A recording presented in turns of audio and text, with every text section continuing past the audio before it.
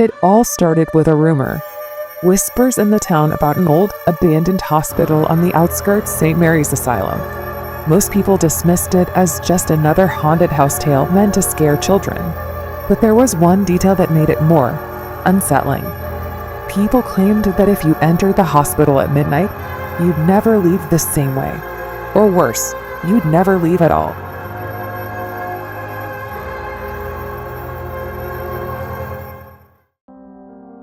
Marcus was not a man who believed in ghost stories.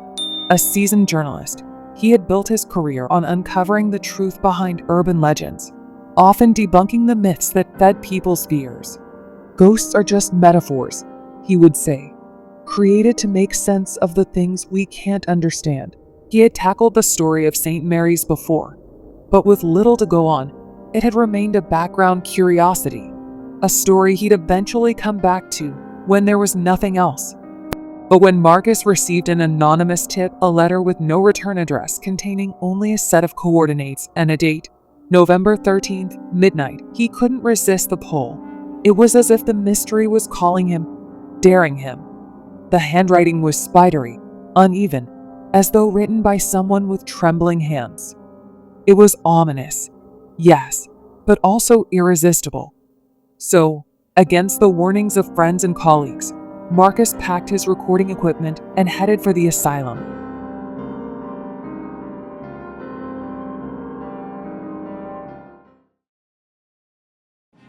The asylum stood on the outskirts of the town, hidden behind a dense veil of trees. As Marcus drove down the gravel road leading to the entrance, he couldn't help but feel a sense of isolation. The trees seemed to close in around him, their branches clawing at the sides of his car. The building itself loomed ahead, a hulking mass of decayed brick and broken windows, its architecture Gothic and imposing. The moonlight cast eerie shadows across its facade, and as Marcus stepped out of his car, the air grew colder, unnaturally so. He hesitated for a moment, the asylum staring back at him like a predator sizing up its prey. He took a deep breath, his rational mind fighting off the instinctual fear that was bubbling up inside him. He wasn't here to be scared, he was here to find the truth. With his flashlight in one hand and his camera in the other, he approached the main entrance. The door was ajar, hanging loosely on its rusted hinges, as if inviting him in.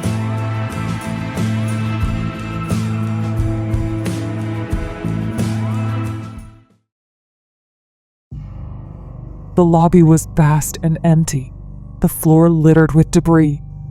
Old medical charts lay scattered, their ink faded and illegible.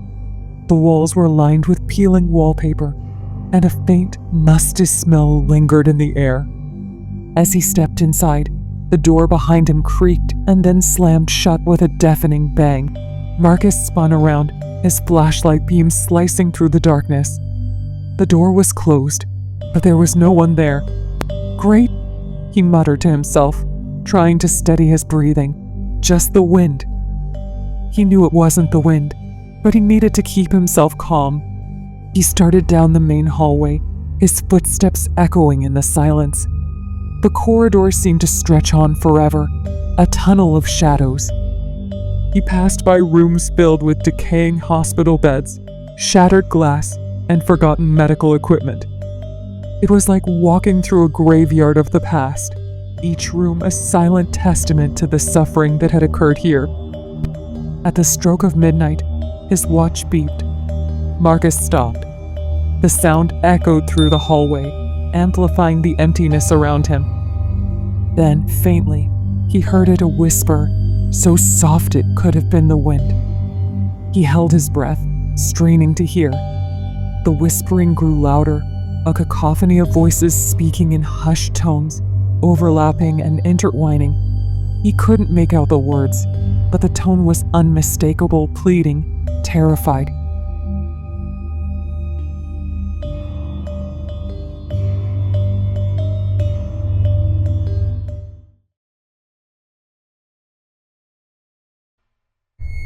He stumbled upon a wing he hadn't noticed before, a narrow hallway leading to a set of double doors.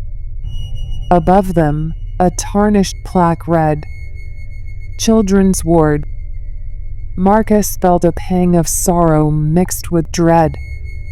What kind of asylum would need a children's ward? He pushed the doors open and stepped inside. The room was different from the rest of the hospital. It was preserved. The beds were neatly arranged, each covered with a thin, moth-eaten blanket. Old toys were scattered on the floor wooden blocks. A stuffed rabbit, a small rocking horse. A chill ran down his spine. These weren't the toys of patients in a typical hospital. These were the toys of children who had been brought here, children who had been abandoned. He approached one of the beds, his flashlight illuminating the small figure of a doll lying on the pillow. Its eyes were closed, but as he moved closer, they flicked open. Marcus gasped and stumbled back. He blinked, and the doll was just a doll again, lying motionless on the bed. His mind raced. Was he already starting to lose his grip on reality? He shook his head. No, he had to stay focused.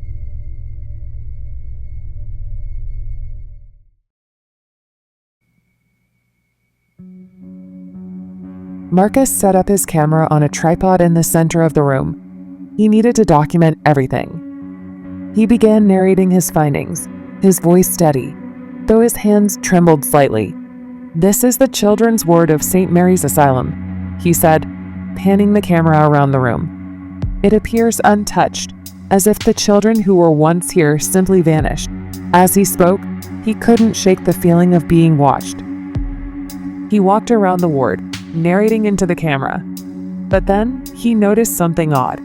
One of the beds, in the far corner of the room, was occupied. His heart skipped a beat.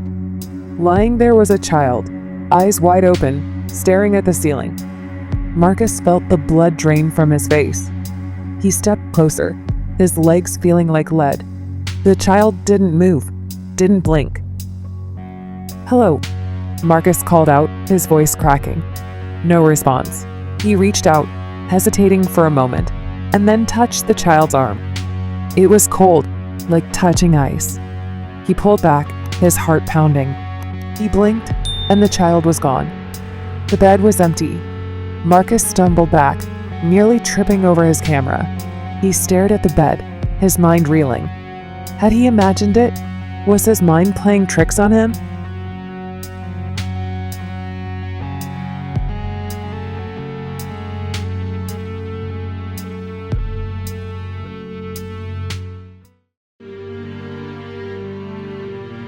Marcus felt anger bubbling inside him. He had come here for answers, not to be toyed with by some illusion. He called out into the empty ward, his voice echoing off the walls. "Is this some kind of joke?" he shouted. "Who's doing this?" Silence. Only the sound of his own breathing filled the room. He grabbed his camera and swung it around, scanning every corner, every shadow. There had to be something, some trick, some projection, anything that could explain what he had just seen. But the room was empty, just as it had been when he first entered. The air grew colder, and his breath misted in front of him. He could see it now, swirling in the light of his flashlight. And then the giggling started. Soft at first, like the distant tinkling of bells, but growing louder, closer. It was the sound of children laughing, the innocent sound warped into something sinister. It echoed around him, coming from every direction.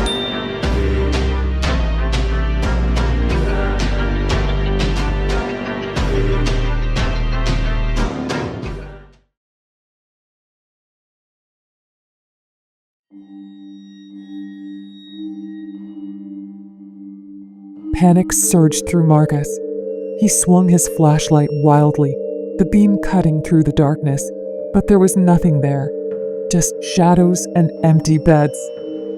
But the laughter continued, surrounding him, enveloping him. He felt a chill run down his spine, as if a cold hand had brushed against his neck.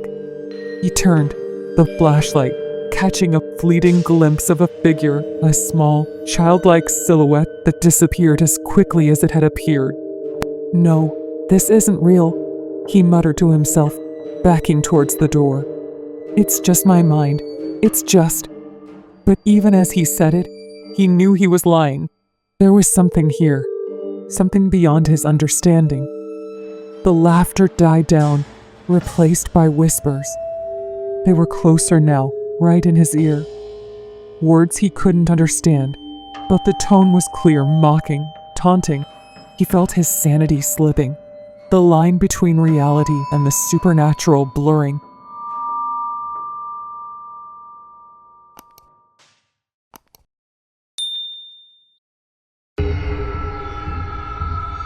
Desperation clawed at Marcus as he fumbled for the door. His hands shook as he turned the handle, but it wouldn't budge.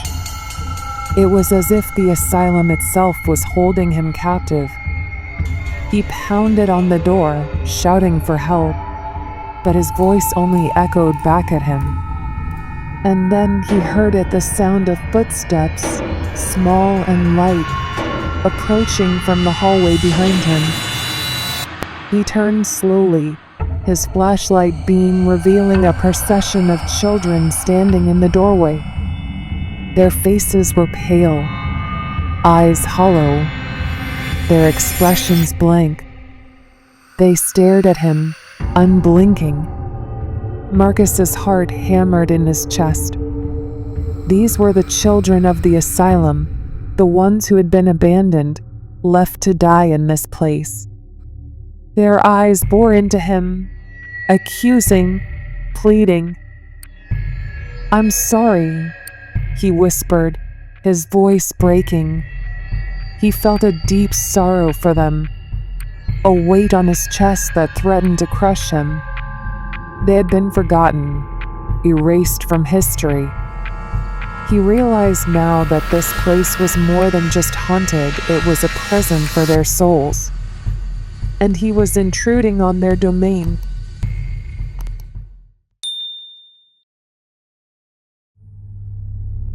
Marcus knew he had to leave, not just for his own safety, but to tell their story. They deserved to be remembered, to be freed from the chains of this place. But as he moved towards the children, they stepped back, their expressions changing to one of fear. They weren't looking at him anymore. They were looking past him, into the darkness of the ward. He turned, his flashlight illuminating the far end of the room. A shadow moved, darker than the darkness around it. It grew, expanding across the floor, the walls, the ceiling. Marcus felt a coldness that went beyond the physical. It was a presence, malevolent and ancient. The children huddled together, their eyes wide with terror. The shadow crept closer, and as it did, the whispers grew louder, transforming into a guttural growl. Marcus realized then that the children weren't the threat, they were the victims. Something else lurked in the asylum, something that had claimed them and now wanted him. He backed away slowly, keeping his eyes on the shadow as it slithered towards him. He reached for the camera, clutching it like a talisman. "I have to get out," he thought. "I have to get out."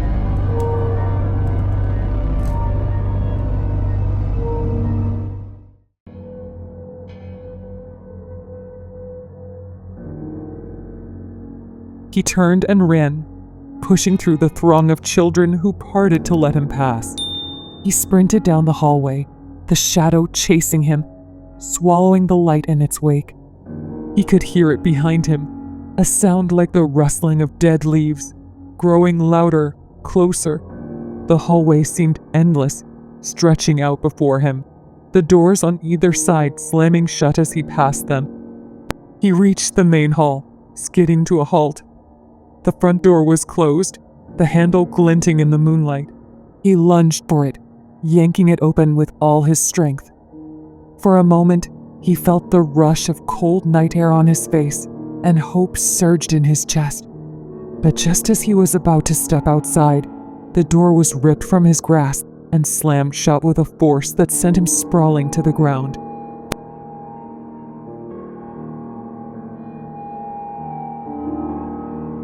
He lay there, gasping, his mind reeling. The asylum wasn't going to let him go. It wanted him, just as it had taken the children. He scrambled to his feet, the shadow looming over him, stretching across the walls like a living darkness. It engulfed him, and in that moment, he felt an icy hand wrap around his heart, squeezing, draining the warmth from his body.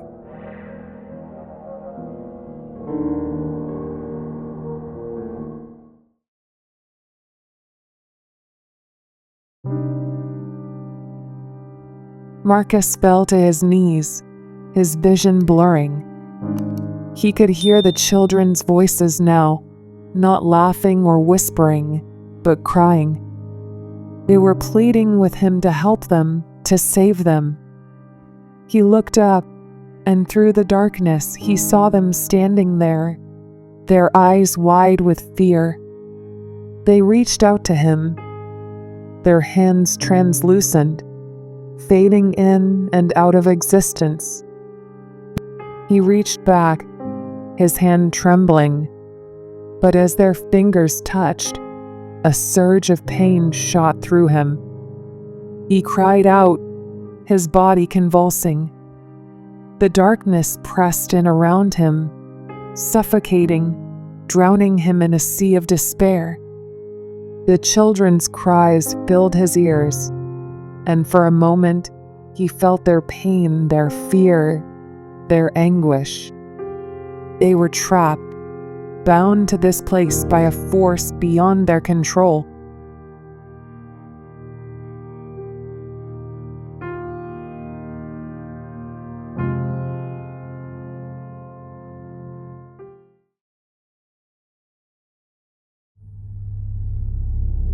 Summoning every ounce of strength he had left, Marcus pulled himself up. He couldn't leave them like this. He had come here seeking the truth, and now he knew what it was. The asylum wasn't just haunted, it was a tomb, a place where the living and the dead were trapped together in an endless cycle of torment. He staggered to the center of the room, raising his camera. "I know you're here," he shouted into the darkness. "And I'm not afraid of you." The shadow recoiled, the air around him vibrating with a low growl. The children stepped forward, their faces filled with hope, as if they were waiting for him to do something, anything. He turned the camera on himself, his face pale and haggard. "If anyone finds this, if anyone hears this, you have to destroy this place. It's the only way." He knew what he had to do. He had to break the cycle. With trembling hands, he began to unscrew the gas valves on the old pipes that lined the walls. The smell of gas filled the air, mixing with the cold, musty scent of decay. The shadow writhed and twisted, recoiling from the fumes. It knew what he was doing.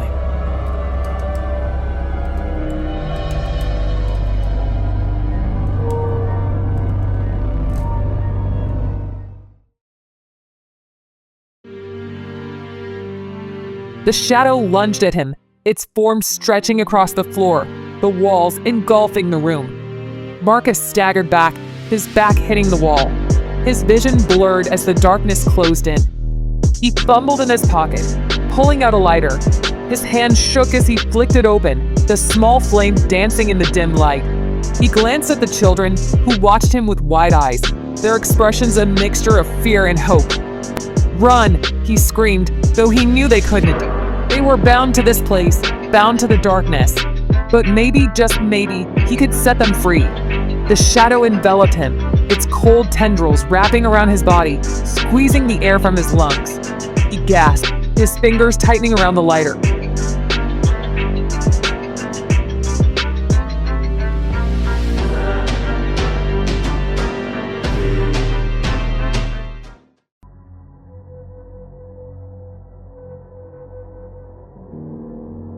With a final, desperate cry, he threw the lighter towards the leaking gas.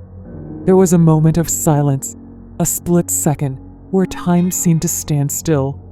And then, a blinding flash of light. The explosion rocked the building, flames roaring to life, consuming everything in their path. Marcus was thrown back, his body slamming into the wall. Pain seared through him as the heat washed over him. But in that moment, he saw them, the children. They stood amidst the flames, their faces calm, their eyes finally at peace. The darkness writhed and twisted, caught in the inferno, its form dissipating into the smoke.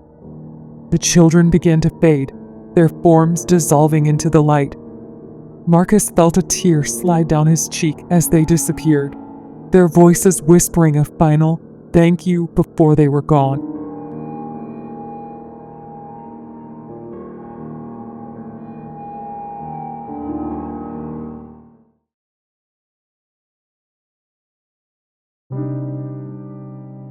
The flames consumed the asylum, reducing it to rubble and ash. The fire department arrived too late to save it, but the townspeople who watched from a distance swore they saw figures in the smoke, small, childlike figures, standing silently as the building burned. They whispered of Marcus, the man who had walked into St. Mary's Asylum and never returned. His camera was found amidst the ruins, charred but intact, the footage inside telling a story that would haunt the town forever. But there was a change in the air around the ruins. The whispers stopped. The coldness dissipated. The children were free, and with them, the darkness that had held them captive was gone. The asylum was no more, its curse broken. Marcus had sacrificed himself to end their torment, to bring peace to the forgotten souls of St. Mary's. His story would live on, a tale of horror, of courage, of the thin line between the living and the dead. A reminder that some places are better left in the past, and some truths are better left undiscovered.